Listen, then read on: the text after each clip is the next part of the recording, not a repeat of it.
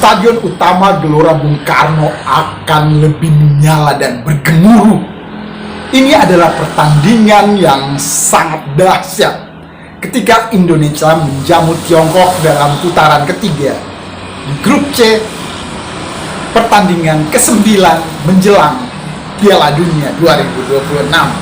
Ini pertandingan yang sangat-sangat krusial. Kedua tim, banyak pengamat ngamatin dalam tekanan, dan kedua tim sangat menjaga asa untuk tetap bisa bertahan dan lolos ke fase berikutnya. Dan kita bukan meramalkan, tapi juga ikut mengamati. Kedua tim bukan dalam tekanan, tapi mereka bersemangat untuk merebut satu tempat untuk melaju ke putaran keempat.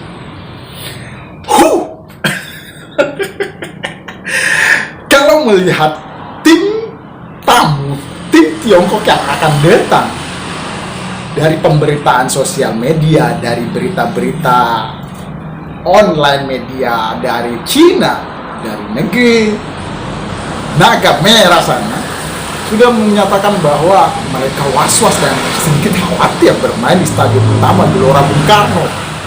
Bagaimana dengan pemain tim tuan rumah, timnas kita? Apakah mereka juga dalam tekanan? Kalau pemain-pemain Indonesia tak terkecuali, dan kita tidak menafikan itu, pemain-pemain Indonesia biasanya dalam tekanan. Tapi pemain-pemain Indonesia ini berbeda dengan pemain-pemain Indonesia yang sebelum-sebelumnya. Pemain-pemain ini adalah pemain-pemain abroad, lahir dan besar di Eropa. Kemungkinan stadion utama Gelora Bung Karno yang dipenuhi pencinta sepak bola supporter Indonesia akan memberi aura-aura dan semangat baru. Bukankah supporter di stadion adalah pemain 12? Bermain di stadion utama Gelora Bung Karno bukan pemain 12, melainkan pemain ke-15. Kita nantikan apa yang akan terjadi. Ngeri.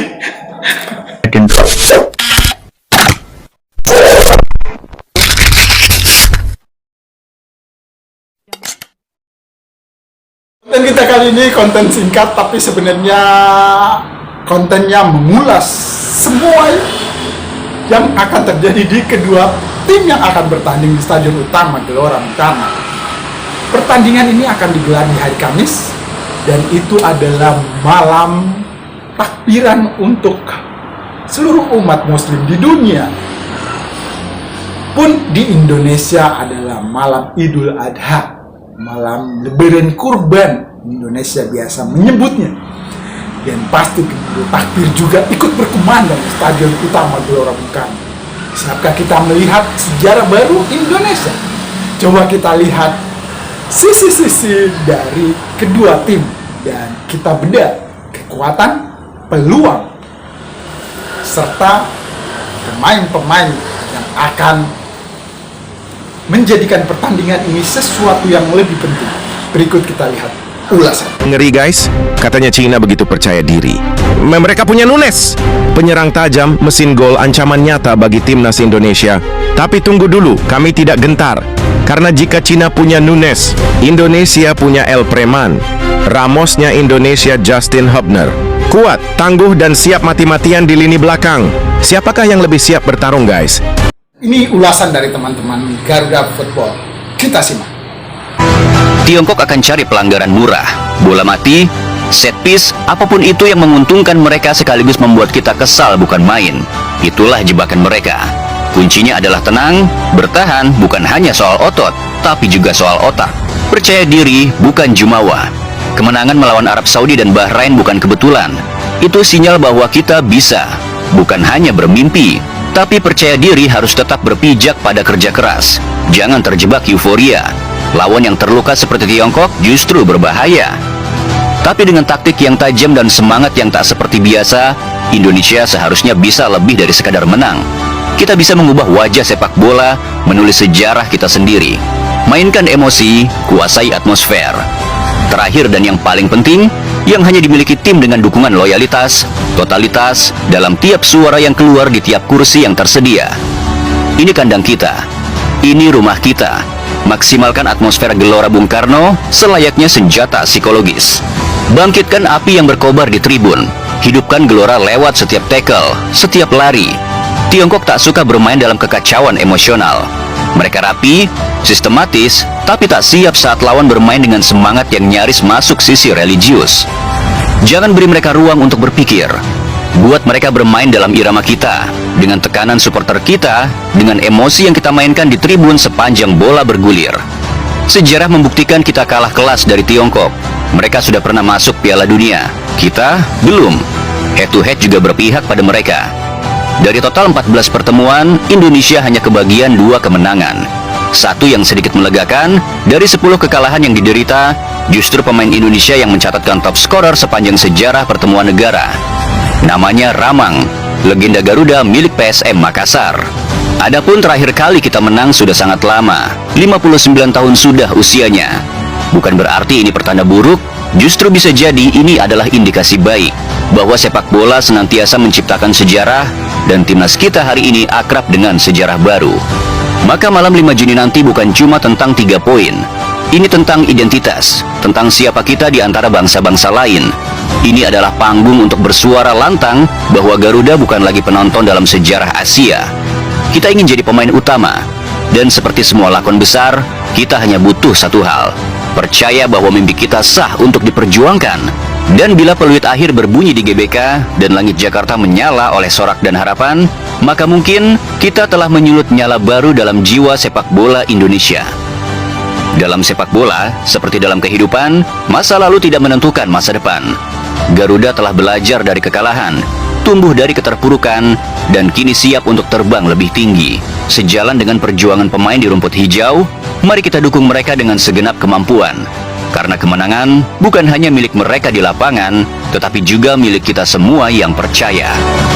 Sebelumnya kita sudah menyaksikan dan melihat kegiatan para pemain kita melakukan TC di Bali, dan juga pada momen ketika Bapak Ketua PSSI Pak Erick Thohir berulang tahun, anak-anak semuanya santai dan terlihat wajah-wajah ceria di pesta malam itu. Dan semoga ini juga menyelimuti hati setiap pemain pada saat akan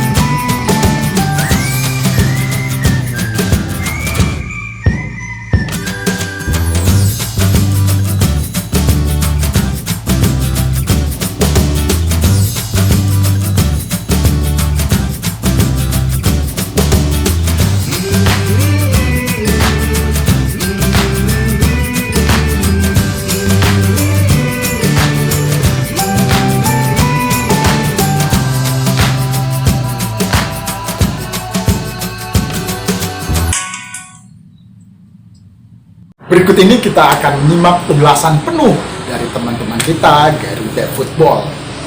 Kita simak baik-baik dan kita telah kita bedah sebagaimana para komentator, para pengamat bola. Mari kita simak. Hari yang telah direncanakan sejak lama tinggal hitungan jari. Tak lebih dari seminggu, apa yang dijadwalkan, yang sudah disusun oleh mereka yang berkepentingan, sudah ada di depan mata kita. Hari ini dan ratusan hari yang lalu kita menatapnya dengan pandangan berbeda. Mungkin dulu kita menatap Tiongkok di Gelora Bung Karno tak lebih dari sekadar seremoni, tak lebih dari sekadar menggugurkan tugas agar kualifikasi Piala Dunia selesai begitu saja. Mungkin. Sebab di awal kita sudah bersua lawan di atas rata-rata. Arab Saudi, Australia, hingga Jepang. Sekilas tak ada harapan. Seketika kita sudah menduga pada laga ke-6, timnas Indonesia sekadar penggembira di babak ketiga kualifikasi Piala Dunia 2026. Kenyataannya hari ini kita memandang pertandingan ke-8 dengan penuh gelagat, penuh harap, Ini bukan seremonial, ini harus dituntaskan. Ini penentu jalan, gerbang utama menuju Piala Dunia. Kita perlu satu kemenangan lagi. Memang itu tidak menjamin tempat di Amerika tahun depan. Setidaknya 3 poin di Gelora Bung Karno memperpanjang nafas, memperluas doa. Yang jadi masalah, lawan kita Tiongkok, negara yang membuat Garuda menelan kekalahan perdana di babak ketiga. Kekalahan yang juga harus dibayar mahal. Sebab dari banyak selentingan kabar, hasil di Qingdao Oktober 2024 mengawali bola panas kursi pelatih timnas, yang pada akhirnya kita semua tahu bagaimana ujungnya. Ada sesuatu yang menggetarkan, tapi juga membuat gelisah ketika membicarakan tim nasional Tiongkok. Seperti menyaksikan seorang jenderal tua mencoba mengayunkan pedang yang sudah tak setajam dulu. Ada upaya, ada tenaga, tapi juga ada keraguan yang menyelinap di antara strategi dan eksekusi. Di panggung kualifikasi Piala Dunia ini, Naga Merah datang ke Jakarta dengan gaya permainan yang terstruktur, tapi tak selalu terorganisir. Secara taktik, Tiongkok era Branko Ivankovic memainkan sepak bola yang bisa dibilang metodis, terkadang terlalu ortodoks. Mereka gemar membangun serangan dari belakang, memanfaatkan garis pertahanan tinggi yang membuka ruang bagi fullback untuk naik membantu serangan.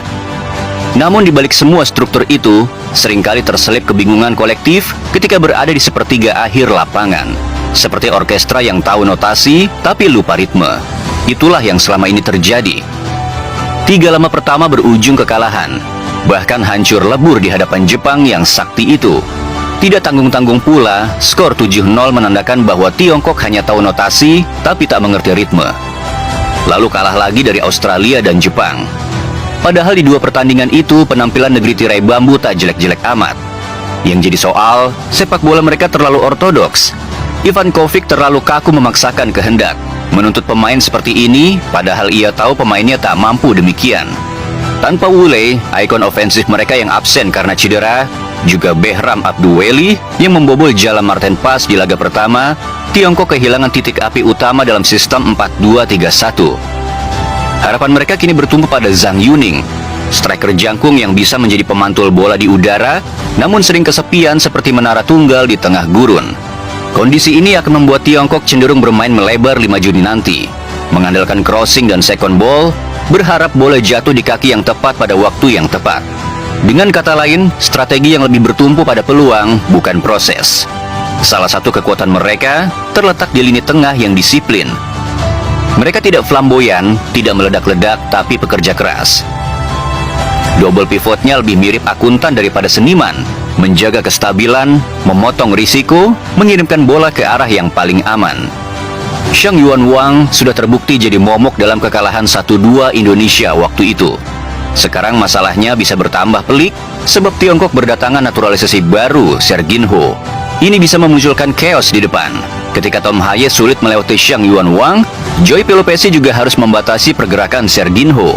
Disinilah pertandingan di GBK nanti akan menjadi tarik ulur antara kreativitas Garuda yang mulai berkembang melawan kekakuan Tiongkok yang justru sedikit merenggang. Secara bertahan, Tiongkok memainkan garis cukup tinggi, namun tidak terlalu agresif dalam pressing. Ini menciptakan celah bagi pemain-pemain cepat Indonesia untuk memanfaatkan ruang di belakang. Tapi jangan salah, dalam posisi bertahan pasif, mereka cukup disiplin. Mereka tidak mudah panik. Mereka tahu cara bertahan seperti negara yang sudah lama hidup dalam tekanan. Namun satu hal yang tak bisa diprogram dalam pelatihan adalah mental bertanding. Dan disinilah Tiongkok seringkali terpeleset. Ini bukan soal taktik Indonesia atau blunder mereka, tapi dari stadion yang bergemuruh, dari semangat kolektif yang menyala, dari teriakan penuh harap 76.000 pasang mata. Disitulah Tiongkok kadang-kadang hancur dalam sunyi. Tiongkok bukan tim lemah, tapi mereka bukan pula tim yang akan menaklukkan lawan dengan keajaiban. Mereka seperti buku tebal penuh perhitungan, tapi jarang terisi, tak ada gambar di dalamnya. Bila Indonesia bermain dengan keberanian, disiplin dan sedikit intrik, maka malam 5 Juni bisa jadi bukan hanya milik Garuda, tapi juga milik masa depan sepak bola Indonesia. Dan di tengah sorakan GBK yang membahana, mungkin kita bisa membuat sang naga tertunduk, merasa kapok. Bukan karena kalah secara taktik, tapi karena kalah oleh hasrat yang tak bisa diajarkan, tak bisa ditiru. Tidak semua pertarungan ditentukan oleh siapa yang lebih kuat. Kadang-kadang kemenangan adalah soal siapa yang lebih berani melepaskan beban sejarah, siapa yang lebih nekat menari di atas arena yang disiram oleh api. Dengan segala kelebihan dan kekurangan lawan pada malam Juni 2025 nanti, di jantung ibu kota yang berdetak, di bawah cahaya stadion terbesar negeri ini, Garuda punya peluang langka untuk membakar sang naga dari negeri seberang. Bukan dengan sihir, tapi dengan strategi dan nyali. Maka kurang lebihnya inilah yang harus dilakukan Indonesia. Tekan sejak awal, ganggu ritme lawan. Tiongkok suka mengontrol tempo. Mereka membangun dari belakang dengan sabar. Kadang terlalu sabar. Ini adalah celah. Indonesia harus menekan lebih awal. Terutama di 15 menit pertama, jangan biarkan mereka merasa nyaman. Paksa mereka melakukan kesalahan di sepertiga lapangan. Letakkan Tom Haye dan Yakob Sayuri di posisi tinggi untuk memotong alur distribusi dari gelandang mereka. Buat mereka panik, karena dari kepanikan itulah lahir sebuah peluang. Melebar, eksploitasi kedua sisi. Sayap adalah luka terbuka Tiongkok. Fullback mereka kadang terlalu asyik bantu serangan, tapi lambat pulang ke sarang. Disinilah kecepatan Egy, Yakob, atau bahkan Kevin bisa jadi senjata mematikan. Manfaatkan long ball, maksimalkan akurasi Kelvin Verdong, Tom Haye, atau Justin Hubner sekalipun. Kemudian serang lewat sayap. Kita semakin menggebu-gebu, serasa ingin segera memutus rasa penasaran. Kita harus memenangkan laga pertandingan ini. Untuk itu, kita berpesan kepada para pemain timnas skuad Garuda Indonesia. Bermain lepas, bermain santai, bermain dengan hati. Habis kata-katanya. Yang jelas, besok kita akan lebih seru lagi. Terima kasih sudah menyimak kanal dan konten singkat hari ini. Terus bersemangat, dukung, doakan yang terbaik untuk timnas Indonesia. Assalamualaikum.